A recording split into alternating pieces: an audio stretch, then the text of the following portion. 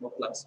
So we move on to, हमने galvanic cell का एक पार्ट हमने कंप्लीट कर लिया है और अब हम लोग इसके इस इलेक्ट्रोकेमिस्ट्री के सेकंड पार्ट पे चल रहे हैं।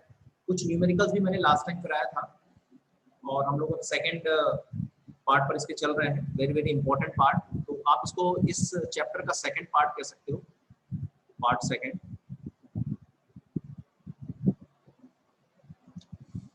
पार्ट सेकंड में हम लोग यहाँ देखेंगे बेसिकली कंडक्टेंस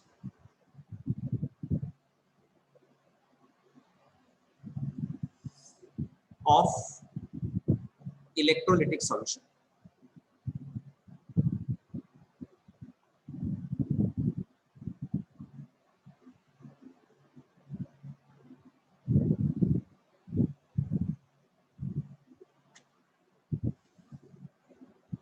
ठीक है, कंडक्टेंस ऑफ इलेक्ट्रोलिटिक सॉल्यूशन।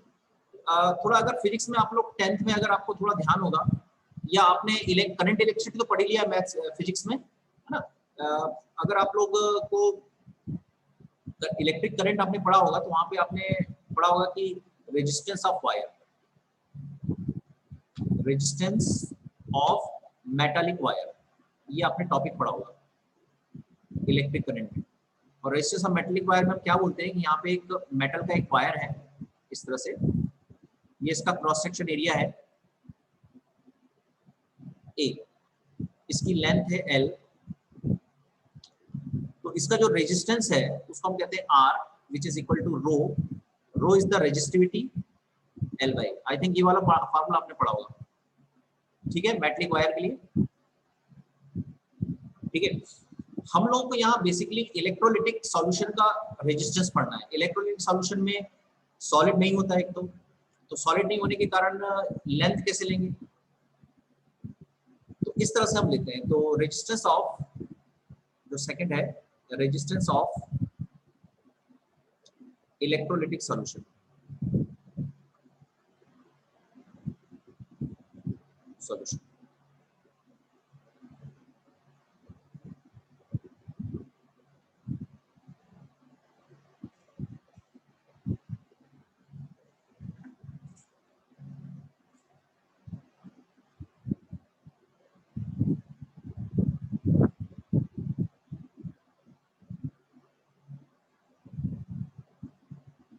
मान लिया ये अपने पास एक इलेक्ट्रोलाइट है, ठीक है, ये अपने पास क्या है, प्लेट, मेटल प्लेट है। प्लेटिनम की प्लेट जनरली लेते हैं क्योंकि प्लेटिनम रिएक्ट नहीं करता है, और ये हमारे पास दूसरी प्लेट है, ठीक है, इस तरह की दो प्लेट है। इन प्लेट के बीच जो डिस्टेंस है, इन प्लेट के बीच जो डिस्टेंस है उसको अपन एल कहते हैं। और अंदर क्या भरा हुआ है, अंदर यहाँ पे इलेक्ट्रोलाइट भरा हुआ है सब जगह, ठीक है, ये यहाँ पे इलेक्ट्रोलाइट भरा हुआ है अंदर, ठीक है। अब ये ये जो प्लेट्स हैं, इन प्लेट्स का जो एरिया है, ये प्लेट जो है इनका जो एरिया है इसको अपन कैपिटल ए कह रहे हैं, ये एल है, ये कैपिटल ए है। अब जो इस इलेक्ट्रोलाइट का हम रेजिस्टेंस बोलते हैं, resistance of electrolyte, which is equal to, in the similar manner we say rho L by. बस यहाँ पे क्या होता है, यहाँ पे सॉलिड का क्रॉस सेक्शन एरिया लेते हैं और सॉलिड की लेंथ लेते हैं, मेटल की लेंथ लेते हैं। यहाँ पे इलेक्ट्रोलाइट जो है उसके अंदर जो प्लेट इमर्स्ड है, कौन सी प्लेट, इलेक्ट्रोड जो इमर्स्ड है, उनके बीच के डिस्टेंस को एल कहते हैं और उनका जो एरिया क्रॉस सेक्शन है उसको ए कहते हैं। रो जो है रेजिस्टिविटी ऑफ द इलेक्ट्रोलाइट, जैसे यहाँ मेटल की रेजिस्टिविटी होती है वैसे इलेक्ट्रोलाइट की resistivity, this is known as resistance, ठीक है। ये समझ में आएगा रेजिस्टेंस, रो क्या है, रेजिस्टिविटी। क्यों, रेजिस्टेंस समझ में आया क्या, इसकी ऑफ इलेक्ट्रोलाइट, यहां तक क्लियर है। उसके बाद सेकंड चीज हम पढ़ेंगे इसमें, रेजिस्टिविटी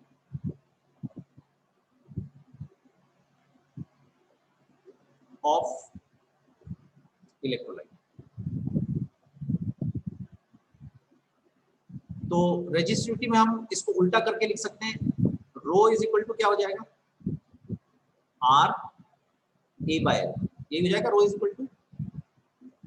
ओके, तो रेजिस्टिविटी को अगर हमको डिफाइन करना है तो हम ऐसा बोल सकते हैं, if L is equal to 1 centimetre, centimetre इसलिए ले रहे हैं क्योंकि इलेक्ट्रोलाइट कितना मीटर वगैरह में तो लेंगे नहीं, इसकी लेंथ वगैरह सेंटीमीटर लेते हैं। ए इज इक्वल टू कितना हो जाएगा 1 सेंटीमीटर स्क्वायर, तो रो इज इक्वल टू क्या आ जाएगा यहाँ से, रो इज इक्वल टू आर। इसका क्या मतलब हुआ, अगर अपने पास ऐसा इलेक्ट्रोलाइट है जिसके बीच में इलेक्ट्रोड्स के बीच डिस्टेंस जो है 1 सेंटीमीटर है और उनकी प्लेट्स का जो एरिया है 1 सेंटीमीटर स्क्वायर है, तो उस इलेक्ट्रोलाइट का जो रेजिस्टेंस होगा that is known as resistivity. इतनी बात समझ में आई? Can we move forward?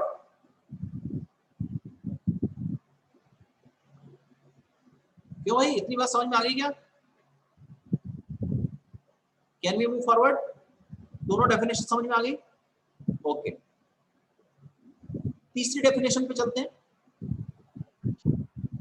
तीसरी डेफिनेशन है कंडक्टेंस।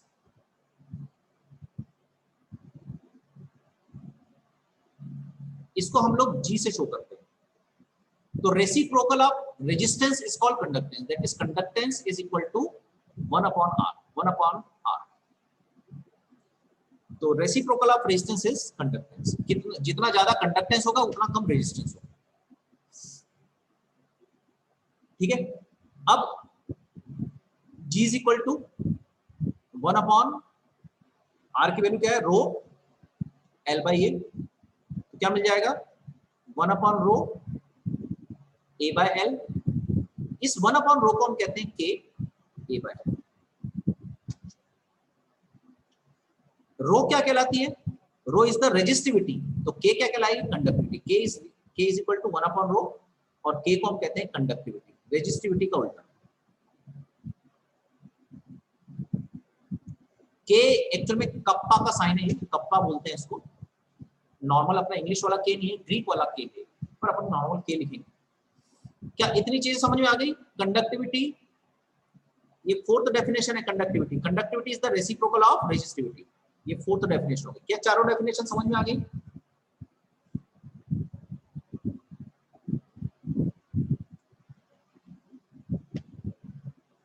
क्या चारों डेफिनेशन समझ में आ गई क्या? बोलो। ओके ओके, अब जरा देख लें एक इंपॉर्टेंट चीज, यूनिट्स। ठीक है, तो रेजिस्टेंस की यूनिट क्या होती है बताओ जल्दी से, यूनिट ऑफ रेजिस्टेंस बताओ क्या होती है, ओम। अच्छा, रेजिस्टिविटी की यूनिट बताओ जल्दी बताओ, रेजिस्टिविटी की यूनिट क्या होगी? ये ओम है, ये मीटर स्क्वायर है, ये मीटर है, कट जाएगा, ओम मीटर, करेक्ट। अच्छा, इसके बाद कंडक्टेंस की बताओ।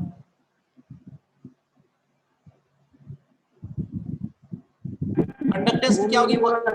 हाँ, ये 1 अपॉन रो है, तो एक इसकी होगी ओम इनवर्स, लेकिन इसकी एक दूसरी भी है, उसको कहते हैं एस इनवर्स। एस का मतलब होता है यहाँ साइमंस, सॉरी साइमन इनवर्स बोल दिया मैंने, साइमंस है ना, ओम इनवर्स को ही साइमंस कहते हैं। आगे बात समझ में? ठीक है, और जो लास्ट डेफिनेशन है कंडक्टिविटी की, लास्ट यूनिट है कंडक्टिविटी की। कंडक्टिविटी की जो यूनिट होती है वो क्या होगी? 1 अपॉन रो। 1 अपॉन रो मतलब ohm inverse, metre inverse. Okay, और ओम इनवर्स को अपन क्या कह रहे हैं? साइमंस। तो इसकी एक और यूनिट हो जाएगी साइमन मीटर इनवर्स। ये सारी यूनिट आपको ध्यान रखनी है, इसको नोट कर लो आप। ठीक है, डेफिनेशन समझ में आ गई?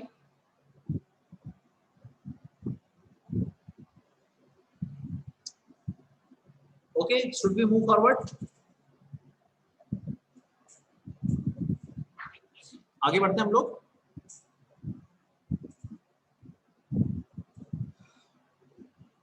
इसके बाद एक डेफिनेशन है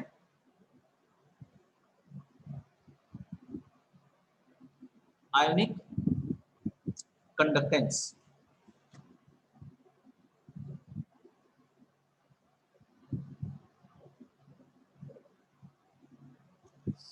तो इसको अपन डेफिनेशन ऐसे लिखते हैं, द कंडक्टेंस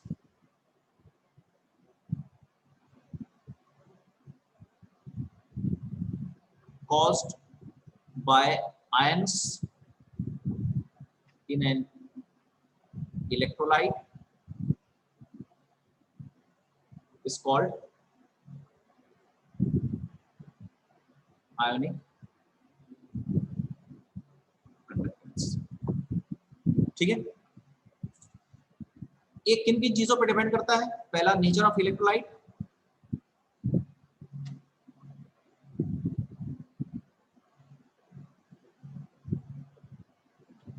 जैसे मैं आपसे पूछूं नेचर ऑफ इलेक्ट्रोलाइट पे कैसे डिपेंड करेगा? नेचर ऑफ इलेक्ट्रोलाइट का मतलब जैसे NaCl, इसका भी सेम अमाउंट लिए और MgCl2 इसका भी सेम अमाउंट लिए, दोनों का अपन ने सेम अमाउंट, दोनों का मान लो 1 मोल लिया है, 1 मोलर सॉल्यूशन लिया है, तो किसकी कंडक्टिविटी ज्यादा होगी? तो आप बोलेंगे किसमें ज्यादा आयन्स है?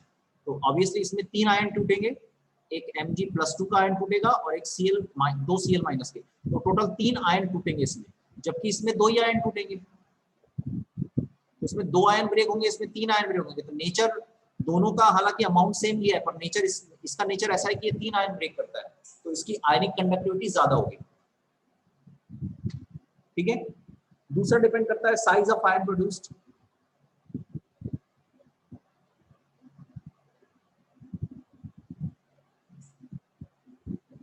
अगर बड़े साइज का आयन होगा है ना, जैसे LiCl है और KCl है, दोनों एक ही ग्रुप के हैं, पर इसमें जो साइज होगा आयंस का वो अलग अलग होगा, तो इनकी कंडक्टिविटी भी डिफरेंट होगी। अब कैसे डिफरेंट होगी वो थोड़ा डीपर नॉलेज चाहिए उसमें, तो उसकी बात हम लोग अगर कभी JEE नीट का कोई क्वेश्चन में दूंगा तो मैं फिर आपको बताऊंगा, इसमें थोड़ा डीपर नॉलेज चाहिए। ठीक है, तो पर अपने को इतना समझ में आना चाहिए, साइज अलग हो जाने पर दोनों की कंडक्टिविटी अलग अलग होगी, इतना समझ में आ जाना चाहिए। ठीक है, तीसरा किस पर डिपेंड करता है? Solvent, nature of solvent.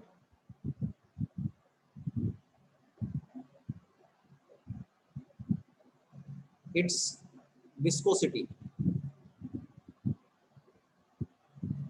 Nature of solvent का क्या मतलब है? जैसे वाटर है, अगर वाटर में करेंगे NaCl डिसोसिएट हुआ है, तो वाटर में अगर डिसोसिएट हुआ है तो विस्कोसिटी वाटर की कम है, लेकिन थोड़े से अगर ऐसे मतलब कोई ऐसा सॉल्यूशन लिया है जिसमें ऐसा सॉल्वेंट लिया है जिसकी विस्कोसिटी, जिसका जो थोड़ा सा थिक होता है, जिसकी डेंसिटी ज्यादा है, डेंसर लिक्विड लिया है, जैसे मान लो बेंजीन वगैरह ले लिया है, ऐसा कोई लिक्विड लिया, ऑयल ले लिया है, तो उसमें जो कंडक्टिविटी होगी वो कम हो जाएगी। विस्कोसिटी समझ में आता है ना, विस्कोसिटी। और कंसंट्रेशन ऑफ इलेक्ट्रोलाइट पे भी डिपेंड करेगा। चौथा, concentration of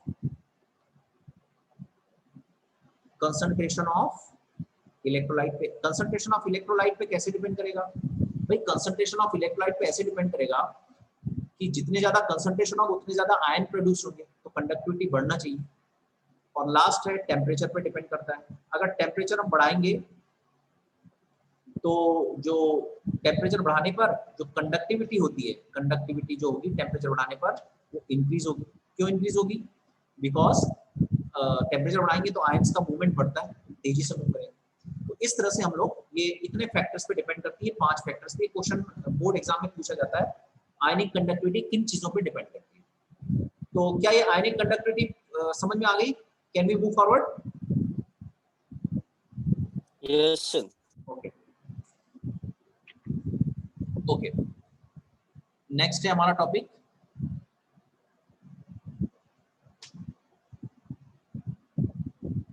experimental calculation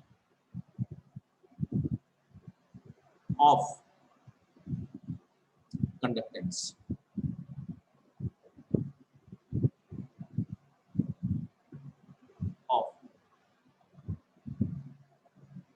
electrolyte.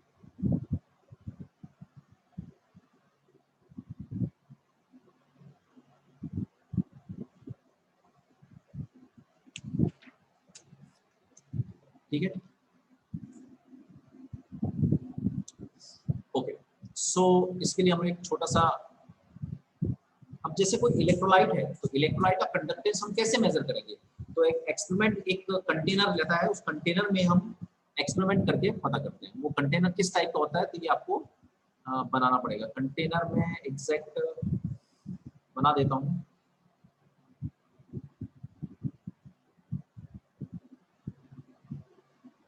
ये मैंने अंदर इलेक्ट्रोलाइट है, ठीक है, और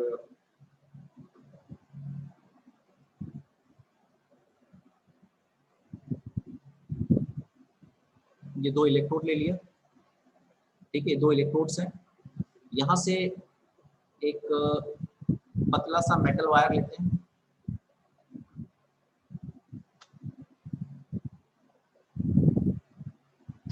ये कनेक्टिंग वायर्स हैं।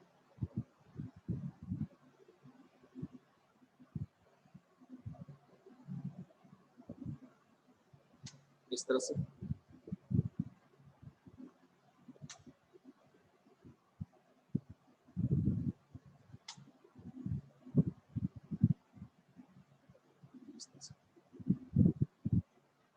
जोड़ देते हैं और यहाँ पे अपन कुछ वोल्ट मीटर वगैरह लगा देंगे।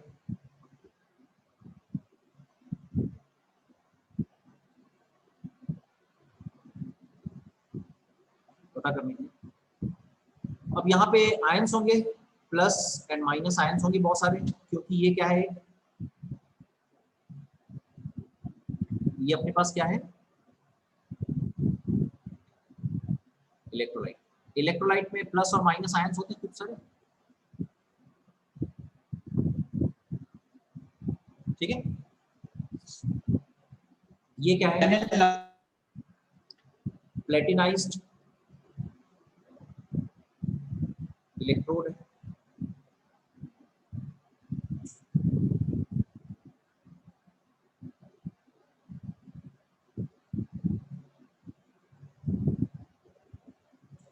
प्लेटिनाइज्ड, प्लेटिनम क्यों लेते हैं, प्लेटिनाइज्ड क्यों लेते हैं, क्योंकि प्लेटिनाइज्ड इलेक्ट्रोड में प्लेटिनम क्या करता है, रिएक्शन नहीं करता है। कौन है भैया ये विकास श्रीवास्तव के नाम से एंटर कर रहा है, कौन महानुभाव है? कौन महान व्यक्ति है विकास श्रीवास्तव के नाम से एंटर किया इसने?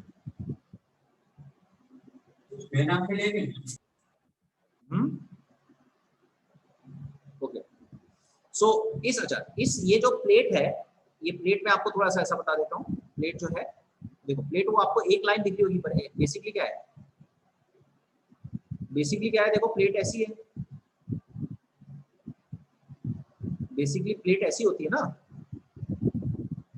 आई बात समझ में?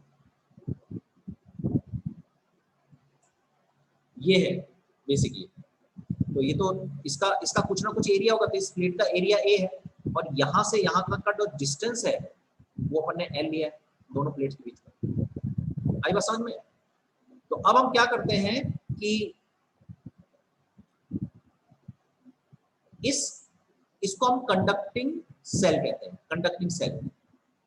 और इस सेल में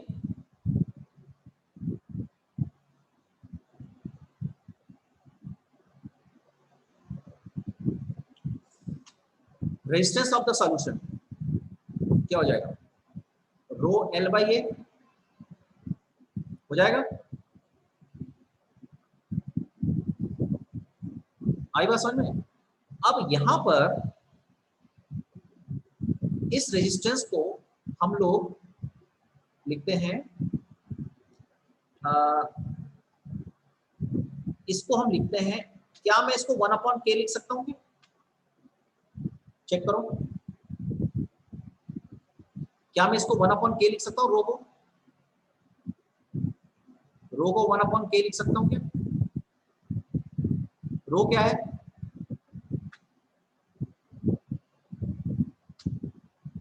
रेजिस्टिविटी। रेजिस्टिविटी का उल्टा क्या कहलाता है, कंडक्टिविटी। अच्छा, और ये L बाई ए। अब अब ये जो L बाय A है, बताओ किसी भी सेल के लिए इस पूरे को अपन क्या कहेंगे, इलेक्ट्रोलिटिक सेल या कंडक्टिविटी सेल भी कहते हैं इसको। कंडक्टिविटी सेल ज्यादा एप्रोप्रिएट वर्ड है। कंडक्टिविटी सेल क्यों कहते हैं, इसको कंडक्टिविटी सेल क्यों कहते हैं, क्योंकि इसके थ्रू हम कंडक्टिविटी निकालना चाह रहे हैं। तो ये अच्छा, ये पूरा पैक रहता है ना, मेरे ये फिगर मैंने ऐसा बना दिया, पूरा पैक रहता है ये कंडक्टिविटी सेल, है ना। ये ऐसा नहीं कि लिक्विड ऐसा इस शेप में ही रहता है, पूरा पैक रहता है, सेल जिस शेप का रहता है उस शेप में ही रहता है। तो फिगर मेरे पास नहीं था तो मैंने ऐसे ही बना दिया। ठीक है, समझ में आ गई बात। ओके, अब ये बताओ कि किसी भी कंडक्टिविटी सेल, अगर आपने एक कंडक्टिविटी सेल एक बार बना लिया, ये सेल मैंने बना लिया, जैसे मैंने सेल बना लिया, ठीक है, ये सेल है, ये इसकी इधर प्लेट है, एक प्लेट। अब अगर मैंने ये सेल बना लिया तो बताओ इस सेल में इलेक्ट्रोलाइट में चेंज कर सकता हूं, बट इसकी एल और इसका एरिया, प्लेट का एरिया और एल क्या चेंज कर सकता हूं, ये वाला डिस्टेंस चेंज कर सकता हूं। इसमें मैं सॉफ्टवेयर कुछ भी डाल सकता हूं, लेकिन इसका जो शेप है वो क्या चेंज कर सकता हूं जब तक दूसरा मोबाइल ना लिया जाए। बात समझ में आ रही है। तो एक सेल आपने बना लिया तो उसके बीच का जो सेपरेशन है वो फिक्स है और उसके प्लेट का एरिया फिक्स है। इसमें इलेक्ट्रोलाइट में जिसका डालूंगा उसका कंडक्टेंस निकलेगा, उसकी कंडक्टिविटी और कंडक्टेंस निकलेगा। मेरी ये वाली बात समझ में आई क्या। तो इलेक्ट्रोलिटिक सेल एक ऐसा सेल होता है जिसमें किसी भी इलेक्ट्रोलाइट डालने पर उसकी कंडक्टिविटी निकल जाती है। उसको निकालने की तो सेल का बीच का सेपरेशन हमेशा फिक्स रहेगा। एक बार सेल बना लिया तो उसका सेपरेशन फिक्स हो गया ना, उसको तो चेंज नहीं कर सकते ना, वो तो अंदर फिक्स है। बस उसमें एक इलेक्ट्रोलाइट निकाल के दूसरा इलेक्ट्रोलाइट डालते हैं। तो किसी भी इलेक्ट्रोलाइट कंडक्टिविटी सेल का जो लेंथ होता है और ये जो एरिया होता है ये फिक्स होता है। तो इसको अपन एक टर्म से शो करते हैं जिसको अपन कहते हैं जी स्टार। ये जी स्टार ही से शो करेंगे और ये के का के हो जाएगा। इस जी स्टार, जो जी स्टार है, G star is equal to L by A और इसको हम कहते हैं सेल कांस्टेंट।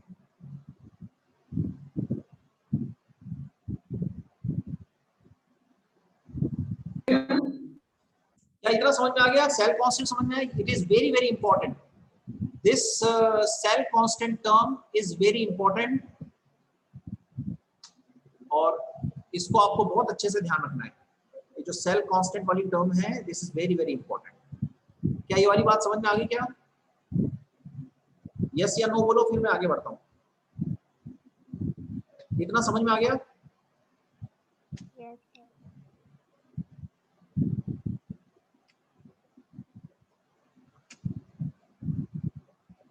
क्या आगे बढ़ूं मैं,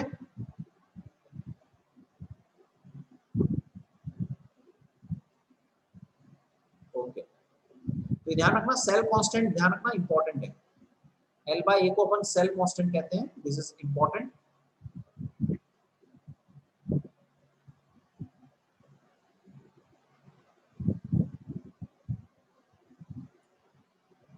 एल बाय ए को सेल कांस्टेंट कहते हैं, this is very very important.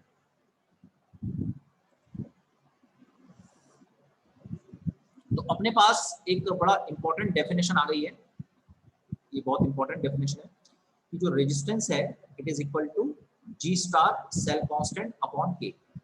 तो हम ये बोल सकते हैं सेल कांस्टेंट, ये इंपॉर्टेंट है ना, वेरी वेरी इंपॉर्टेंट है ये वाली डेफिनेशन, ये वाली cell constant G star is equal to, इसका मेन तो एल अपॉन ए है, मेन इसका ये है, but it is also equal to, यहां से देखो सेल कांस्टेंट क्या निकलेगा, के इंटू रेजिस्टेंस। मतलब के क्या है, कंडक्टिविटी, कंडक्टिविटी इंटू रेजिस्टेंस। क्या ये वाली बात समझ में आ गई क्या, क्या ये वाली बात समझ में आई, बोलो।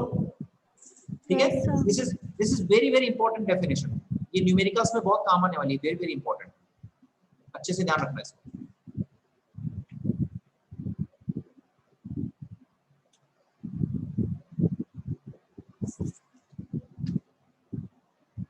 ओके, अब सवाल ये है कि कंडक्टेंस निकाला कैसे जाता है, कंडक्टेंस कैसे निकाला जाता है। हमारा एम क्या था, कंडक्टेंस निकालना।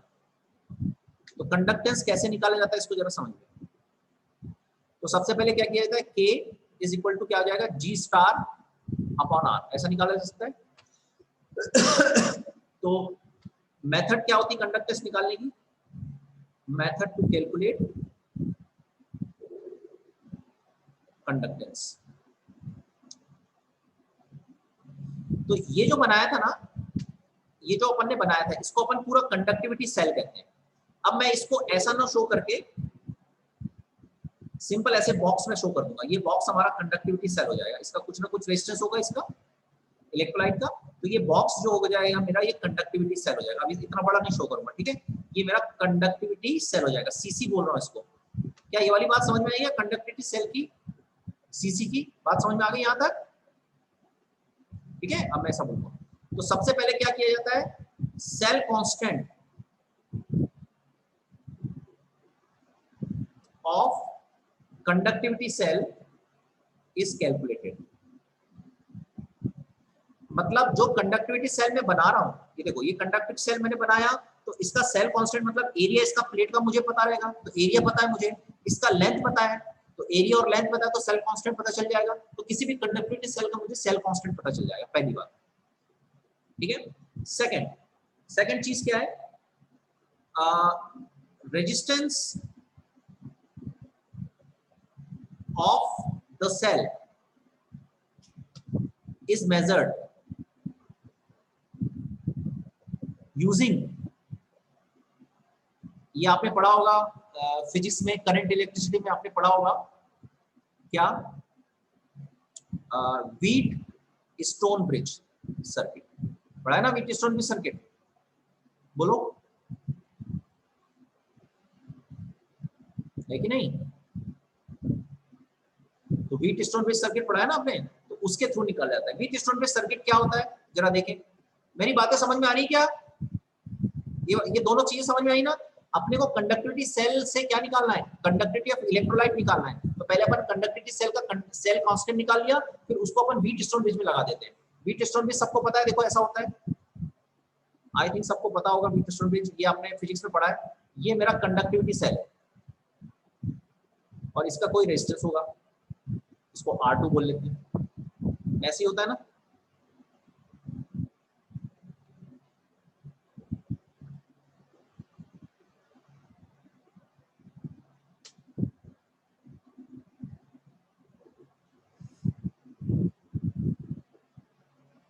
क्यों भाई, ये व्हीट स्टोन ब्रिज सब अच्छे से पता है ना सबको।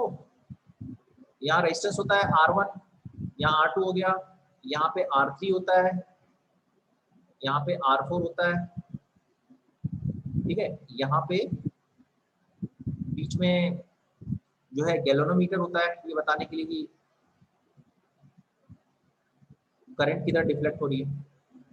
क्यों ये वाला, क्यों व्हीट स्टोन ब्रिज सबको पता है ना?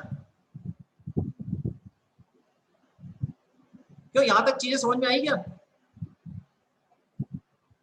क्यों इतनी चीज समझ में आई?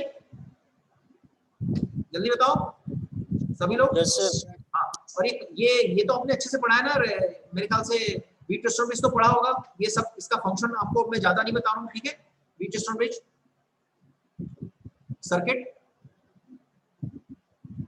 ठीक है। यहाँ पे लेते हैं ऑसिलेटर,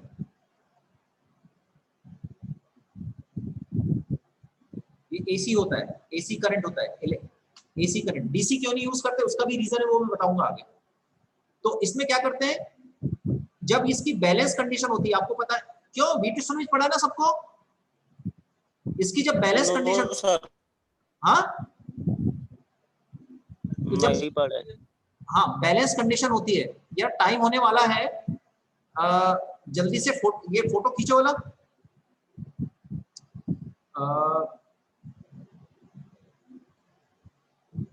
टाइम होने वाला है, जल्दी से इसकी फोटो खींचो वाला, इस वाले की।